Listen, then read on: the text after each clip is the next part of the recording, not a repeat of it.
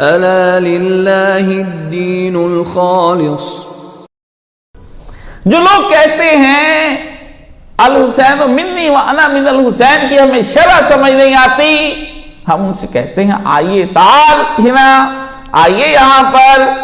ہم آپ کو اس کی وضاحت کر کے بتائیں گے نا کہ اس یہ کیا ہے۔ یہ ایک دن کا معاملہ ہوتا تو ہم آپ کو بتاتے۔ قول رسول کا یہ ہے کہ اس کے اوپر شر کی شر لکھی جائیں اور جتنی مرضی اس کی شروحات لکھی جائیں وہ کم نہ کبھی بھی ہوگا۔ کس طرح سے نبی علیہ السلام نے کانٹ چھانٹ کی ہے، نبی نے حسین ابن علی کی پوری کانٹ چھانٹ کی ہے، حتیٰ اپنے جب وہ پیدا ہوئے ہیں تو اپنے ہی لعاب سے اپنے بیٹے کو تحنیک کیا ہے، جس کو آپ گٹی کہتے ہیں یا گٹی دینا کہتے ہیں۔ نبی نے اپنے پاس بٹھا کر بچے کا ختنہ کروایا ہے، اس کے سر کے بال مونڈے ہیں، نبی نے اپنے پاس بٹھا کر کے بچے کا عقیقہ کیا ہے، نبی نے اس کے کانوں میں اذانیں دی ہیں، نبی نے اس کے نام رکھے ہیں، یعنی ابھی بچہ پیدا ہو رہا ہے اور اس بچے کا کوئی ایسی چیز نہیں وہ دنیا کے اندر ظہور کر کے دکھا رہی، اس کی کسی قابلیت شو نہیں ہوئی ہے، لیکن پیغمبر کا بچے کے ظاہری جسم کو اس قدر سنوارنا کا اتنا اہتمام ہو رہا ہے تو بچے کے باطنی جسم کو نبی علیہ السلام نے کس طرح سے سنوارا ہوگا۔ حسین ابن علی کے معاملے میں کوئی معمولی بات نہیں۔ یہ کیا وجہ ہے کہ ہم بچے کا ختنہ کرتے ہیں؟ ہمیں وہ بچہ قابل قبول نہیں ہے۔ شریعت کہتی ہے جو ماں کے پیٹ سے باہر نکلے اس کا کچھ کرو، تو ناخن کیوں نہیں کاٹ دیتے ہیں، ختنہ کیوں کرتے ہیں؟ بچہ باہر نکلتا ہے تو اس کے وہ بال شریعت نے کہا رہنے نہیں دو جو بال اس کے سر پر ہیں۔ کچھ سمجھو، کچھ سوچو نا۔ بچے کے منہ میں کسی نیک آدمی کا لعاب پہلے کیوں دیتے ہو؟ بچے کے دونوں کانوں میں اذان کس لیے ہے؟ کہ سوچو نا اس بارے بچے کی تم قربانی عقیقہ 7ویں روز کیوں کرتے ہو، تیسرے روز کیوں نہیں کرتے ہو؟ یہ تمہیں سوال کبھی تمہارے دل میں پیدا نہیں ہوتے ہیں کیا؟ یہ تہذیب حسینی ہو رہی ہے۔ محمد رسول اللہ صلی اللہ علیہ وسلم نے ایک فاطمہ اور ایک علی، دو نوروں کے اندر سے ایک نور پیدا ہوا ہے، اور باوجود اس کے کہ دونوں ماں باپ نیک ہیں اور ان کے نکاح کرنے والے محمد رسول اللہ صلی اللہ علیہ وآلہ وسلم ہیں، اور دونوں جنت کے عہدیدار ہیں، فاطمہ بھی اور علی بھی، عہدیداران جنت کہ ان دو بچوں کو پیغمبر اکرم صلی اللہ علیہ وآلہ وسلم اس قدر اہتمام سے تیار کر رہے ہیں اور پوری امت کے لیے ایک اسوہ چھوڑ کر جا رہے ہیں کہ جب کبھی تمہیں حسین تیار کرنا پڑے تو تم لوگ اس طرح سے حسین ابن علی تیار کر لینا، تم اس طرح سے حسین ابن علی تیار کر لینا، میں چھوڑ کر جا رہا ہوں اپنے دونوں نواسوں کو اور وہ تمہیں حسین ابن علی۔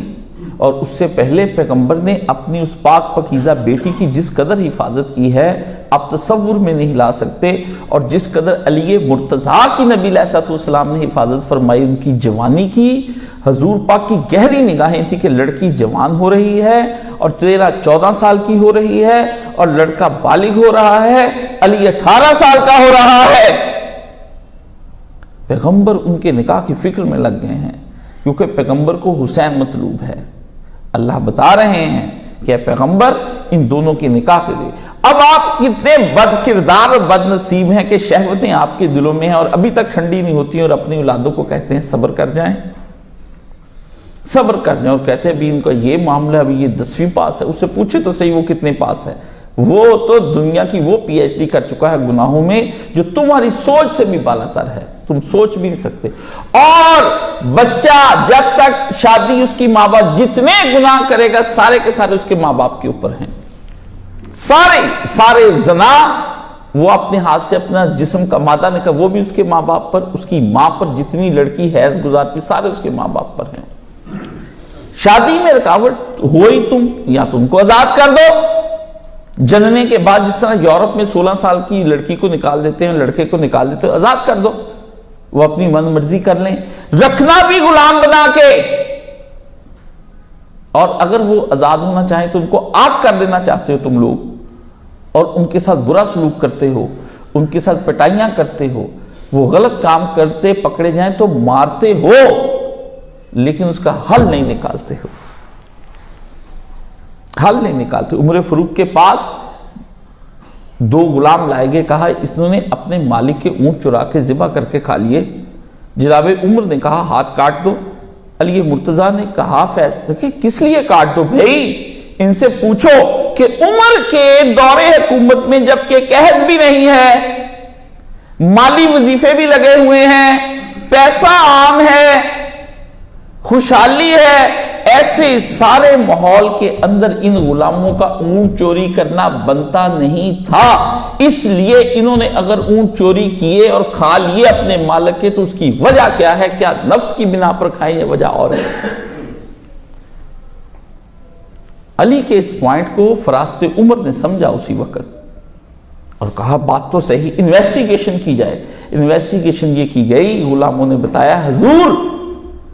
ہمارا مالک ہمیں پورا کھانے کو نہیں دیتا، کام بھرپور لیتا ہے، بھوکے ہوتے ہیں، کیا نہ کرتے۔ آخر غصے میں ایگریشن ہوا، کاٹ کھایا کا دیکھا جائے گا، ایک دفعہ پیٹ بھر کے روٹی تو کھاؤ۔ لولا علی لہلک عمر، عمر نے کہا اگر علی نہ ہوتا تو آج عمر ہلاک۔ ایک فرد واحد کے لیے دوسرا فرد واحد کس لیے اس کا ہاتھ کاٹا جائے، یہ ایک سوال باقی رہ جاتا ہے۔ بچے کو مار تو لیا تم نے کہ تم پورنوگرافی کرتے ہوئے، گندی فلمیں اور فحش چیزیں دیکھتے ہوئے پکڑے گئے ہو،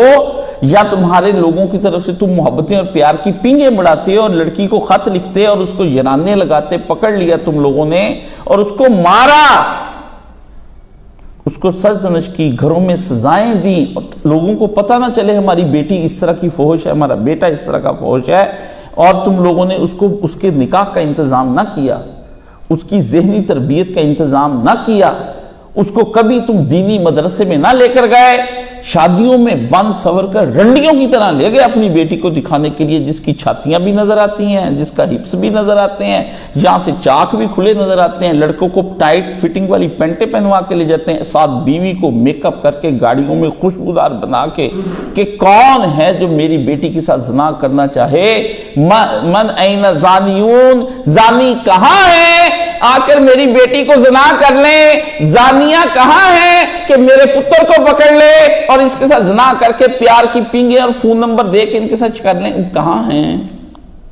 اینہا، تم کہاں؟ خود صدائیں لگا رہے ہیں، عملی صدائیں لگاتے ہیں۔ بیٹے بیٹیاں جب عملی صداؤں پر عمل کر کے زانیہ بن جاتے ہیں، پھر آپ جیسے لوگ تڑپ پاتے ہیں، خنجر اور غیرت نکال کے اس کو مار دیتے، غیرت کے نام پر آپ کو غصہ آتا ہے، اشتعال آتا ہے، آپ بچے کو مارتے ہیں، اس کے ساتھ ظلم کرتے ہیں، بچے کی رات کی تنہائیوں کو آپ ناپاک بناتے ہیں اور خود ہی اس کو ناپاکی کے ساری چیزیں لا کر دیتے ہیں۔ جب وہ ناپاک ہو جاتا ہے پھر اس کے بعد آپ کہتے ہیں کہ ہاں تم ناپاک کس لیے ہو گئے ہو؟ حرام زادوں، بدماشوں، گنڈوں، والدینوں، قرآن کی آیتوں کا وبالوالدین احسانہ کا سہارا لینے والوں، ولا افل لکم الکیلیہ کا سہارا لینے والا کہ اف نہ کہو، تم کو تو ذبح کر کے کتوں کے آگے ڈال دیا جائے تو کم ہے۔ تم نے کیا کیا ہے امت محمدیہ صلی اللہ علیہ وآلہ وسلم کے ساتھ؟ تم نے تو بچہ نہیں پال کے دکھایا جس طرح کہ رسول اللہ صلی اللہ علیہ وسلم نے پالا ہے۔ بچے نہ پال سکے اور حسینی بنانے چلے ہو اور حسینی بننے چلے ہو، حسینیوں کا قافلہ تم بنا رہے ہو، جن کی تنہائیاں بھی ناپاک ہو گئیں، اور پہلے تو تنہائیاں ناپاک ہوتی تھی، محفلیں پاک ہوتی تھی، اب محفلوں میں مل کے زنا کرتے ہیں اور سارے اس کے گروپس عورتیں لے کر آتی ہیں، عورتیں لڑکیاں لے کر آتی، شرابیں اکٹھی ہو کر پیتے ہیں اور ناچتے گاتے ہیں۔ اب 2-1 سال اور ہیں، 2-1 سال اور ہیں، تمہارے ہاں سب میریجز ارینج کی جائیں گی، لیسبینز کی، گیز کی، ہومو سیکشولز کی، کراس ڈریسرز کی، خسروں کی، ہجڑوں کی۔ ہو گیا اسمبلی میں قانون پاس، تم کو خبر تک نہ ہوئی کہ اسمبلی میں قانون پاس ہو گیا۔ مولویوں نے احتجاج نہیں کیا۔ حسینی بننے کے لیے آپ کو حسینی بننا پڑنا تھا، آپ کو بچوں کی تہذیب کرنی تھی۔ آپ نے کہا کہ یہ کس طرح سے کریں، بچوں کو بچوں کے نفس کے حوالے کیا اور خود اپنے نفس کے حوالے ہو گئے اور سو گئے اور صبح گزرتی ہے جام کے ساتھ، رات گزرتی ہے دل آرام کے ساتھ، عاقبت کی خبر خدا جانے اب تو گزرتی ہے آرام کے ساتھ۔